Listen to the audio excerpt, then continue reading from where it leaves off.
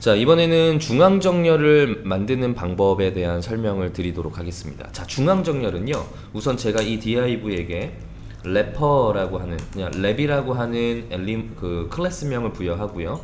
그 다음에 랩이라고 하는 엘리먼트에게 이렇게 보더를 줘보면요, 현재 이 div 안에는 섹션이 없다고 생각하는 구조가 되는 거겠죠. 왜냐하면 플로트가 3번 이루어져 있고요. 그 다음에 여기서 애프터 해제를 하지 않고 있는 상황이기 때문에 이 div는 섹션이 없다고 생각할 겁니다. 이 구조가 누구와 똑같냐면요, 바로 ulli와 똑같은 지금 구조인 거예요. 자, 그래서 랩이라고 하는 엘리먼트에게 애프터를 이용해서요, 클리어 해제를 하도록 하겠습니다. 자, 현재 이 상태가 됐고요. 자, 이 상태에서 이제 중앙 정렬을 해야 되는데요. 현재 중앙 정렬을 담당하려면 이 검정 박스, 그러니까 div를 중앙에다 위치시켜야 된다는 이야기예요. 자, 근데 이 div는 위스 값이 100%이니까 부모 엘리먼트의 크기만큼 늘어나 있지 않습니까? 그럼 브라우저의 크기가 현재 여기서부터 여기까지인데 div도 여기서부터 여기까지 함께 늘어나고 있어요. 블럭이다 보니까. 자, 이 상태에서 위치를 중앙에 위치시키면 티가 날까요? 나지 않을까요? 당연히 티 나지 않겠죠. 왜냐하면 부모의 크기만큼 너비가 함께 늘어나고 있는 상황이기 때문입니다. 자, 그 얘기는요, 지금 이 div의 크기를 작게 만들어서 누구보다? 브라우저보다 작게 만들어야 중앙 정렬을 했을 때 이렇게 티가 나지 않겠느냐라는 이야기예요. 그 얘기는 우리가 중앙 정렬을 하기 위해서는 너비를 필수로 잡아야 한다라는 이야기입니다. 그래서 이 div의 위스 값을 조정해 주시면 되는데요.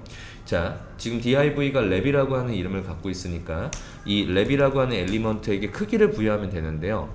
크기를 우선 제가 1300 정도로 대충 넣어 보도록 할게요.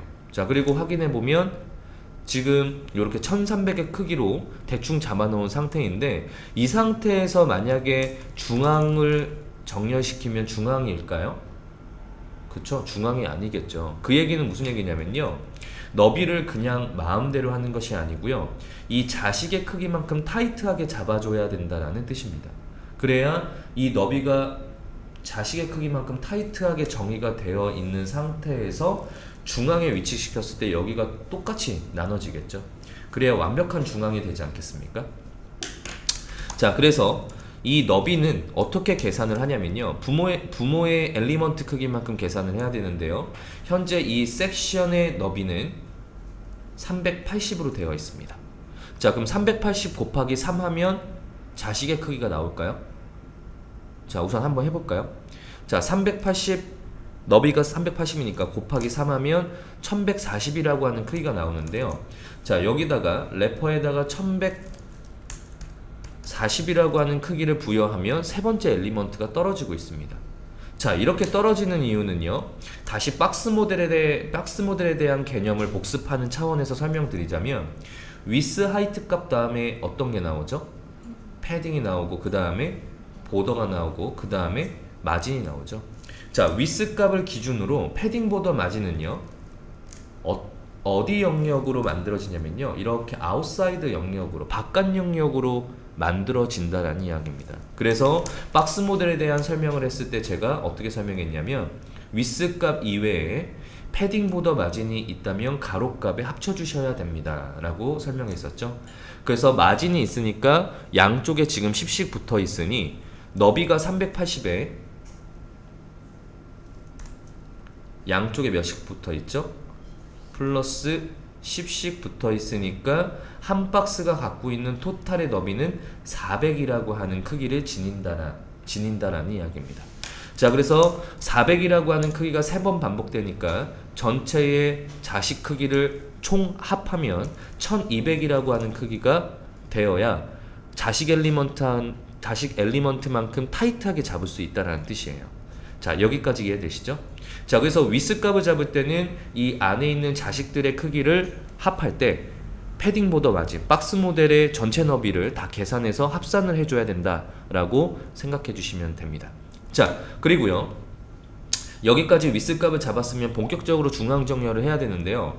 현재 이 검정 박스, 그러니까 이 검정 박스가 div거든요. 이 div에게 지금 보더를 주고 있는 상황이에요.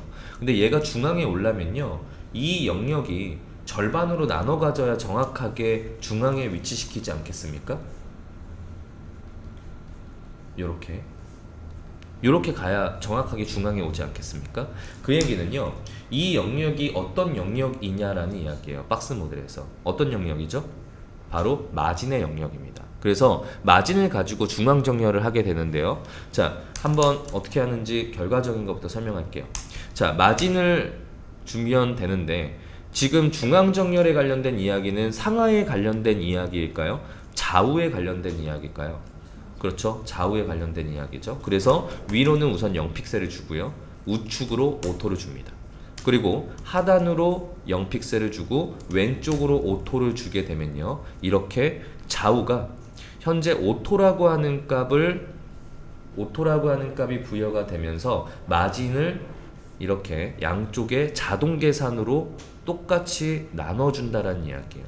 자, 이렇게 되면 항상 브라우저가 줄어들어도 엘리먼트는 양쪽이 오토값으로 자동 계산이 돼서 중앙에 위치된다는 이야기입니다.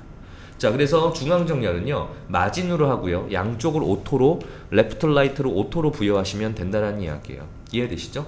자, 근데 여기서 단축 속성 좀 이야기할게요. 자, 위에 탑하고 바텀이 똑같고 라이트와 레프트가 똑같으면 이 뒤에 이렇게 잘라 먹을 수 있다고 설명했었죠. 그래서 탑, 라이트, 바텀, 레프트 이렇게 돌아온다고 설명했었고요. 그 다음에 0픽셀 뒤에 0 뒤에는 단위를 생략할 수 있을까요? 생략이 가능합니다. 왜냐하면 0px와 0% 또는 0em 어떤 단위가 붙어도 제로이기 때문에 0만큼은 단위를 생략할 수 있어요. 그래서 이렇게 마진형 오토라고 하는 것을 앞으로 많이 보시게 될 텐데요. 마진형 오토라고 하는 건 이 자체가 하나의 어떤 속성의 값으로 작동하는 게 아니고 그냥 단축 속성이라고 생각하시면 됩니다. 그리고 위아래로 만약에 여백을 주고 싶으면 이렇게 상하 100픽셀 좌우 오토 하면 위아래로 100씩 들어가 있는 상황을 만나볼 수 있다는 거죠. 자, 이해되시죠? 자, 그래서 중앙 정렬을 하기 위한 최종적인 방법을 정리하자면요, 너비를 잡아주셔야 돼요. 너비가 있어야 그 너비, 지금 부모가 있고요, 부모보다 크기가 작아야 중앙 정렬이 됐을 때 티가 나겠죠. 그 얘기는 위스 값을 잡아야 된다는 이야기고요. 위스 값을 잡았으면 마진이라고 하는 엘리먼트, 즉 이게 패딩, 보더, 마진의 순서이기 때문에 중앙 정렬은 마진으로 제어를 합니다. 그래서 라이트와 레프트를 오토 값으로 부여하시면 현재 부모 엘리먼트를 기준으로 중앙에 위치시키는 이런 기법들을 만들어낼 수 있다는 이야기입니다.